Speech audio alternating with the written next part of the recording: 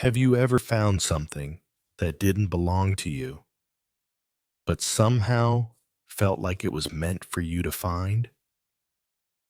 It was a chilly autumn afternoon, golden leaves swirling like confetti in the wind, the kind of day that makes you want to sip something warm and avoid thinking about life. I had no plans, no destination. I was just walking, avoiding homework, avoiding my mom's latest college pep talk, avoiding, well, everything. I passed the swings, the broken water fountain, and that old wooden bench near the duck pond. That's when I saw it, a scarf, crimson red with golden embroidery. It lay there like someone had just set it down moments ago, but the bench was empty. The park was nearly deserted. Only the wind whispered nearby. I don't know why I picked it up. Maybe it was the way it shimmered slightly in the light, or how soft it felt against my fingers. Or maybe I just needed a distraction. It smelled faintly of lavender and something else. Cinnamon, maybe? Familiar and mysterious at the same time. I looked around, no one in sight. Just squirrels fighting over acorns and an old man jogging with earbuds in. I hesitated. Should I turn it in? Leave it there? Take it? I slipped it into my backpack, just until I could figure out what to do. That night, I couldn't stop thinking about the scarf. I pulled it out, smoothing the folds like it was a map. Who did it belong to? A kid? A grandmother? Someone on a date? And that's when my imagination took over. I pictured a glamorous 1950s movie star stepping out of a vintage convertible, the scarf fluttering around her neck as she waved to a crowd. She'd lose it in a gust of wind, never realizing she'd left a piece of her story behind. Or maybe it belonged to a world traveler, a fearless woman climbing the steps of a temple in Nepal, the scarf wrapped tightly to shield her from the mountain chill. She'd tie it to a tree for good luck and walk away, never looking back.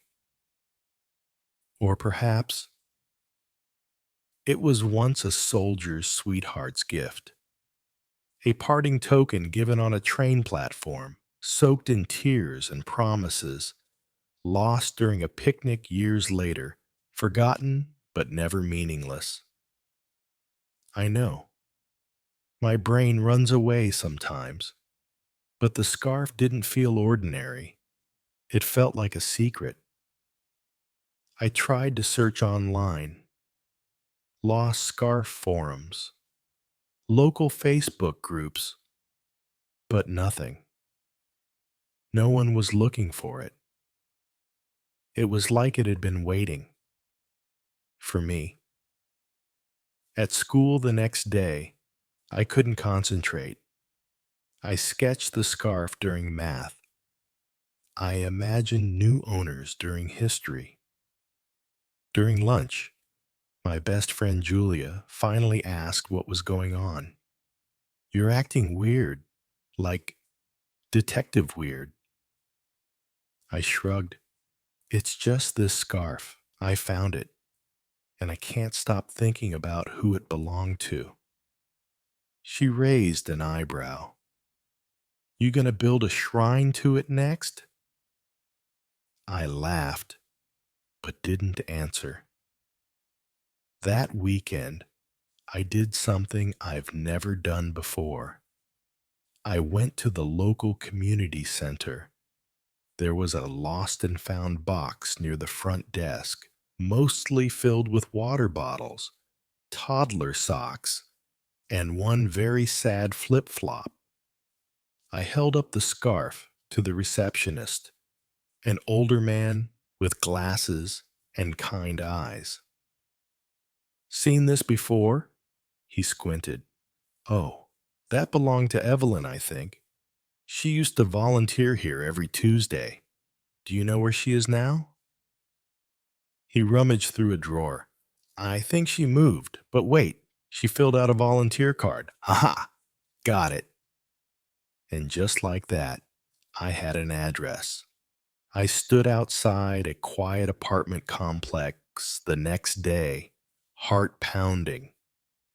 I mean, what was I doing? Returning a scarf to a stranger? What if she thought I stole it?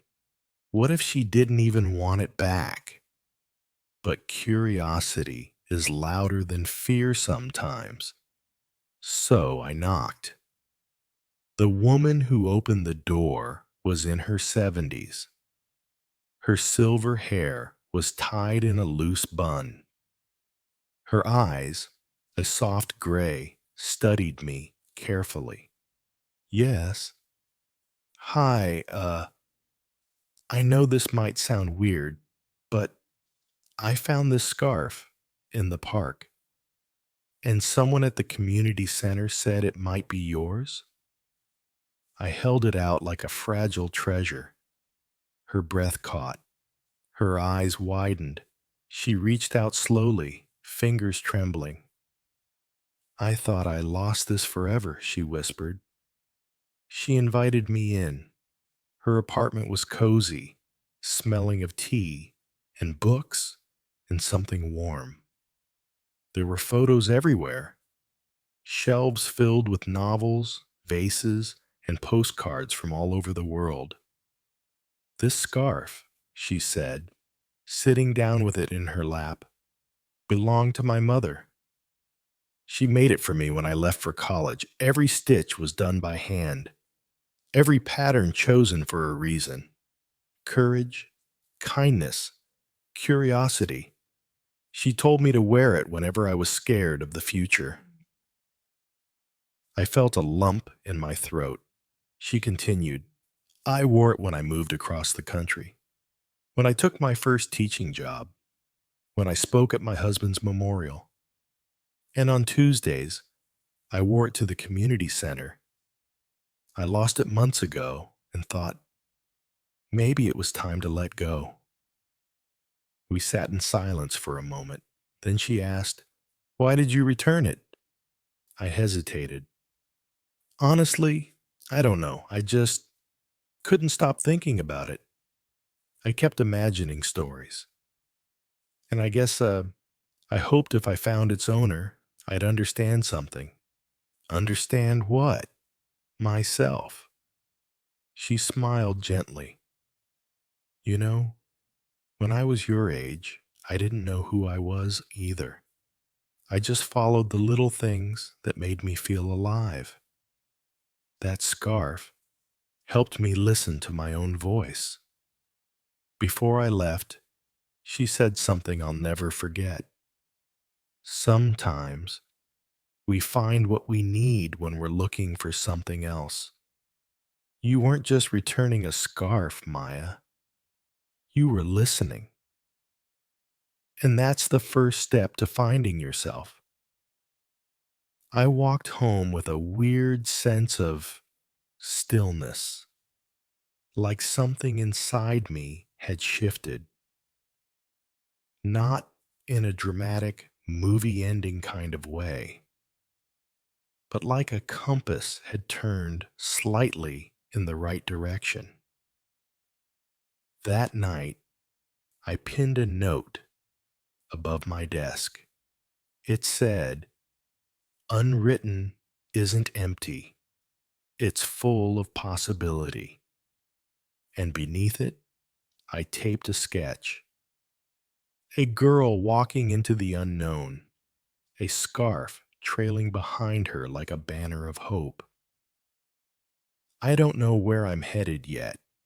I still don't have a 5 year plan, or a dream school, or a career goal that makes teachers nod approvingly. But I know this. I want to tell stories through sketches, through clothes, through unexpected moments like a lost scarf on a cold bench in an ordinary park. And maybe, just maybe, someone out there will find my story one day and feel a little less lost themselves.